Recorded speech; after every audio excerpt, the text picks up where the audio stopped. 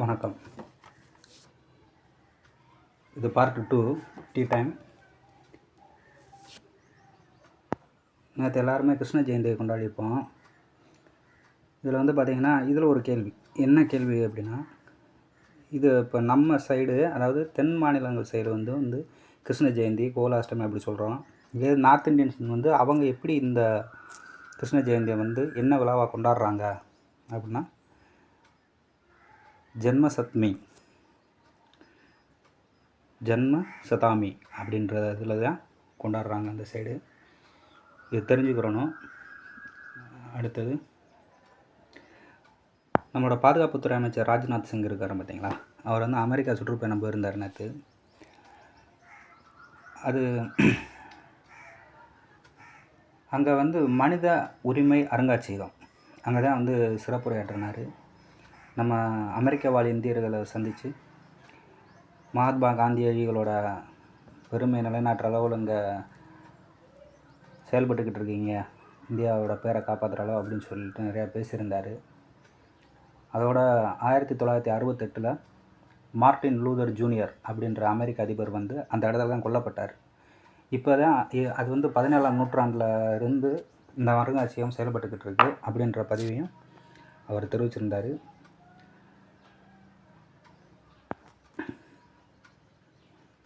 இப்போ நீங்கள் இந்த படத்தில் பார்க்குறவர் வந்து பார்த்திங்கன்னா சிங்கப்பூரோட பிரைம் மினிஸ்டர் லாவர்சன் வாங். ஜஸ்ட்டு தெரிஞ்சுக்கிறக்காண்டியே நான் சிங்கப்பூரில் மாநாடு இருந்துச்சு, போன வீடியோவில் சொல்லியிருந்தேன். அந்த பிரதமர் நீங்கள் தெரிஞ்சுக்கிறன்றக்காண்டியே அது போட்டிருக்கேன். இவர் யாருன்னா, நம்மளோட மத்திய அமைச்சர் ஜிதேந்திர சிங். புதிய உயிரி தொழில்நுட்பம் E3 கொள்கை பாலிசி போட்டிருக்கு பார்த்தீங்களா, பயோ E3 பாலிசி. இது வந்து வருங்காலத்தில் வந்து மிகப்பெரிய அளவில் வந்து இந்தியாவில் வந்து மிகப்பெரிய அளவில் மாற்றத்தை கொண்டு வரும்ன்றதை நேற்று சொல்லியிருந்திருக்காரு. இதுக்கு முன்னாடி இருந்ததை விட பொருளாதார அளவில் வந்து அதிகப்படியான வளர்ச்சியை எட்டியிருக்கு இந்த E3 தொழில்நுட்பம் அப்படின்றத சொல்லியிருக்காரு. இவர் தான் சக்தி காந்ததாஸ், ரிசர்வ் வங்கியோட ஆளுநர் சக்தி காந்ததாஸ். நம்ம கொரோனா பீரியடில் வந்து நாடு வந்து மிகவும் முடங்கிய நிலையில் இந்த டிஜிட்டல் மணி பரிவர்த்தனை வந்து பெரிய அளவில் கை கொடுத்துச்சுன்றதை நேற்று சொல்லியிருக்காரு. அது போக ஒரு நியூஸ் சொல்லியிருக்காரு, நாடு தழுவிய ஒருங்கிணைந்த கடன் செயலி ஒன்று உருவாக்கப்படும் அப்படின்றத நேற்று பதிவு பண்ணியிருக்காரு ரிசர்வ் வங்கி ஆளுநர் சக்தி காந்ததாஸ் அவர்கள். மகா கும்பமேளா 2025 எங்கே நடக்குது அப்படின்னு கேள்வி வர்றதுக்கு வாய்ப்பு இருக்குது. Prayagraj, the world largest spiritual catering அப்படின்னு போட்டிருக்கு. அந்த போஸ்டரில் பார்த்தா தெரியும். இது வந்து உத்தரப்பிரதேசத்தில் வந்து நடக்கக்கூடியது. எந்தெந்த இடத்துலலாம் உத்தரப்பிரதேசத்தில் நடக்கும் அப்படின்னா, பிரக்யாராஜ், ஹரித்துவார், உஜ்ஜயினி, நாசிக் போன்ற இடங்களில் வந்து இந்த மகா கும்பமேளா நடக்கும். அதுக்கு முன்கூட்டியே வந்து மகா கும்ப மாநாடு நடத்துவாங்க. அதுதான் வந்து 3வது கும்ப மாநாடு வந்து அக்டோபர் 25 to 27 வரைக்கும் நடக்கப்போகுது. பிரக்யாராஜில் வந்து நடக்கப்போகுது. இதை நேற்று சொல்லியிருக்காங்க. பாரம்பரியம் மற்றும் யுனெஸ்கோ கலாச்சாரம் உலகளவில் இருக்கிறதுனால இந்த கும்பமேளா வந்து கும்ப மாநாடு உரையாடல் வந்து எங்கே நடந்துச்சுன்னு ஒரு கேள்வி வர வாய்ப்பு இருக்குது.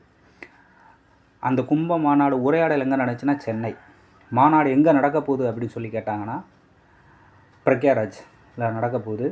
அக்டோபர் 25 to 27 வந்து இந்த மாநாடு நடக்குது அப்படின்னு சொல்லலாம். 2025 எப்படி நடத்தலான்றதை பிளான் பண்ணுவாங்க.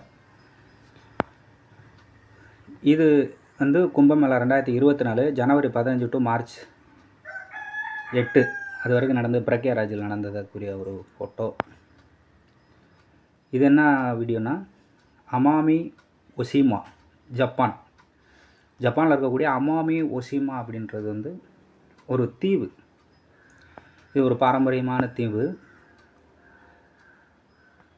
பார்த்துக்கோங்க, இந்த தீவு இப்படி தான் இருக்கும். அமாமி ஐஸ்லாண்ட். இங்கே வந்து இப்போ ஜப்பானில் வந்து அதிகப்படியான மழை பெஞ்சிக்கிட்டு இருக்குது. மழை பெய்யறதுனால இந்த தீவில் தான் அடுத்து வந்து அந்த புயல் வந்து மையம் கொள்ள போகுதுன்னு சொல்லியிருக்காங்க. அமாமி ஒசாமா தீவு. இந்த தீவு எங்கே இருக்குன்னு கூட கேட்கலாம் பிற்காலத்தில். அமாமி ஒசாமா தீவு. ஒருவர் தான் அன்டனியோ குட்டாரஸ். இவரை எதுக்கு சொல்கிறேன் அப்படின்னா, இஸ்ரேலுக்கும் லெபனானுக்கு இடையில வந்து எல்லை பிரச்சனை நடந்துக்கிட்டு இருக்குது. அந்த எல்லை பிரச்சனையை பொறுத்த மட்டும் அங்கே இருக்கக்கூடிய போர் பதற்றத்தை தவிர்க்கணும் அப்படின்னு சொல்லி ஒரு அறிக்கை கொடுத்துருக்காரு. ஐநாவோட பொதுச் செயலாளராக இந்த அன்டனியோ குட்டாரஸ் வந்து இருக்கிறாரு. இஸ்ரேலுக்கும் ஹிஸ்புல்லா அமைப்புக்கும் இடையில தான் இந்த போர் வந்து மிக தீவிரமாக வந்து நடந்துக்கிட்டு இருக்குது. அதிகப்படியான போரில் சேதங்கள் ஏற்பட்டுக்கிட்டு இருக்கு அப்படின்றதுனால இந்த பதட்டத்தை தவிர்க்கணும்னு சொல்லியிருக்காரு. இது பொதுவாக என்ன பிரச்சனை அப்படின்னா, இஸ்ரேலுக்கும் லெபனானுக்கும் இருக்கக்கூடிய எல்லை பிரச்சனை, அவ்வளோதான். இதுதான் இஸ்ரேல் ஹெசபுல்லா கன்ஃப்ளிக்ட் எஸ்காலேட்டன்ஸ் போட்டிருக்காங்களா. அடுத்தது நோபல் பரிசு வாங்கின ஒருத்தரை பற்றி போட்டிருக்காங்க. முகமது யூனிஸ் யார் இவர் அப்படின்னா, தற்போதைய வங்கதேசம் ஷேக் ஹசீனா இருந்தாங்கள்ல முன்னாள் அதிபர், அவங்க போனதுக்கப்புறம் இப்போ இந்த முகமது யூனிஸ் தான் வந்து அதிபராக வந்து இடைக்கால அதிபராக வந்து தேர்ந்தெடுக்கப்பட்டிருக்காரு. முகமது யூனிஸ் இவங்க தான் ஷேக் ஹசீனா முன்னாள் வங்கதேச அதிபர். மாணவர்கள் வந்து மிகப்பெரிய அளவில் ஸ்ட்ரைக் பண்ணிக்கிட்டு இருக்காங்க. இப்போ கூட அவங்க ஷேக் ஹசீனா போகிறத பயன்படுத்தி மாணவர்களோட போராட்டத்தை வந்து கையில் நீங்கள் அதை மையமாக வச்சு நீங்கள் பதவியை கைப்பற்றிட்டீங்கன்னு திரும்ப இன்றைக்கி கூட அவங்க பங்களாதேஷில் பிரச்சனை நடந்துக்கிட்டு இருக்குது, மாணவர்களோட போராட்டம். ஜஸ்ட்டு தெரிஞ்சுக்கோங்க. அடுத்தது அமெரிக்க ஓப்பன் டென்னிஸ். இது தெரிஞ்சுக்கிறதுக்கு முன்னாடி என்னென்ன டென்னிஸ் போட்டியெல்லாம் இருக்குன்றது தெரிஞ்சுக்கணும். மொத்தம் மெயினானது 4 போட்டி இருக்குது. ஒன்று ஆஸ்திரேலியா ஓப்பன், 2வது பிரெஞ்சு ஓப்பன், 3வது விம்பிள்டன் ஓப்பன், 4வது அமெரிக்க ஓப்பன். இந்த 4 வகையாக வந்து நடக்கும், சரிங்களா. 4 கேட்டகரியாக நடக்கும். Australia Open, French Open, Wimbledon Open, America Open. இப்போ நடக்க போகிறது அமெரிக்க ஓப்பன். இந்த அமெரிக்க ஓப்பன் டென்னிஸை பொறுத்த வரைக்கும் பரிசு தொகை எவ்வளோன்றதை நம்ம தெரிஞ்சுக்கிறணும். பரிசு தொகை வந்து மொத்த பரிசு இந்த டென்னிஸ் போட்டியில் இருக்கக்கூடியதில் மொத்த பரிசு 558 கோடி ரூபா மொத்த பரிசு. ஒற்றையர் பிரிவில் வந்து அவங்க வின் பண்ணாங்க அப்படின்ற பட்சத்தில் அவங்களுக்கு 30 கோடி ரூபா தருவாங்க. இதே 2ஆம் இடம் பிடிச்சாங்க, அதே ஒற்றையர் பிரிவில் 2ஆம் இடம் பிடிக்கிறவங்களுக்கு 15 கோடி ரூபா தருவாங்க. இதில் வந்து மெயினாக வந்து ஒரு 3 பிளேயர் இருக்காங்க. இதில் ஆடவரில் ஒரு 3 பிளேயர், பெண்கள் அணியில் ஒரு 3 பிளேயர். இவங்க தான் மோஸ்ட் பிளேயர்ஸ். இவங்களுக்குள்ளே தான் போட்டி இருக்குன்றது மாதிரி சொல்லியிருக்காங்க. அவங்க யாருன்றதை மட்டும் சொல்கிறேன். ஆண்கள் அணியை ஆடவரை பொறுத்த வரைக்கும் இத்தாலி, செர்பியா, ஸ்பெயின் இந்த 3 நாட்டு பிளேயர் தான். இத்தாலியை சேர்ந்த ஜெனிக் சின்னர் இத்தாலியை சேர்ந்த ஜெனிக் சின்னர் இவர் தான். இவர் வந்து இத்தாலியை சேர்ந்தவர். இவர் வந்து ஜோகோவிச் வந்து செர்பியா. நோவாக் ஜோகோவிச் செர்பியா. இன்றைக்கி இப்போ நடந்துக்கிட்டு இருக்க இதில் வந்து இன்றைக்கி இவர் தான் வின் பண்ணியிருக்காரு. ஆல்ரெடி ஒன்று வின் பண்ணிட்டாரு. அது நாளைக்கு உங்களுக்கு அந்த வீடியோவில் சொல்கிறேன் யாரை வின் பண்ணியிருக்காருன்னு. இவர் எந்த நாட்டை சேர்ந்தவர்னா, செர்பியா நாட்டை சேர்ந்தவர். இவர் யார் அப்படின்னா, இவர் தான் கார்லஸ் அல்கர். இவர் எந்த நாட்டை சேர்ந்தவர்னா, ஸ்பெயின் நாட்டை சேர்ந்தவர். இவங்க 3 பேர்த்துக்குள்ளே தான் இந்த போட்டி. நல்லா பார்த்துக்குங்க. ஜெனிக் சின்னர் இத்தாலி, நோவாக் ஜோகோவிச் செர்பியா, கார்லஸ் அல்கர் ஸ்பெயின் நாடு. இவங்க 3 பேர்த்துக்குள்ளே தான் மிகப்பெரிய போட்டி இருக்கும்.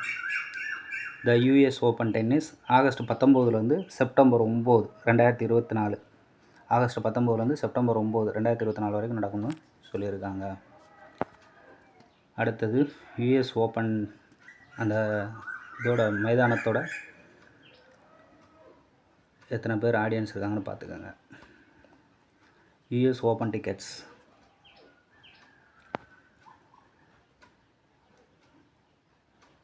அவ்வளோதான். தேங்க்யூ. இந்த கிருஷ்ண ஜெயந்தி ஃபஸ்ட்டு வீடியோவை பார்த்தோம் பார்த்தீங்களா, அது வந்து மண்டே 26 ஆகஸ்ட் 2024 அந்த மேலே போட்டிருக்கு பாருங்க, கிருஷ்ண ஜன்மாஷ்டமி. கிருஷ்ண ஜன்மாஷ்டமி அப்படின்ட்டு தான் நார்த் சைடு வந்து கொண்டாடுறாங்க. இந்த அமெரிக்க ஓப்பன் டென்னிஸ் போட்டி துவக்கத்தில் அவங்க 3 பிளேயர்.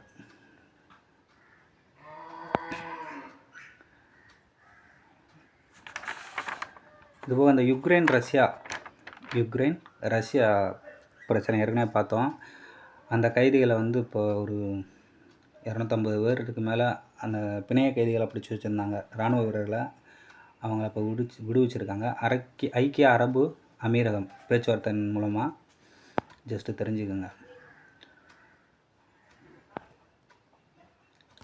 Okay, thank you. நெக்ஸ்ட் வீடியோவில் பார்க்கலாம்.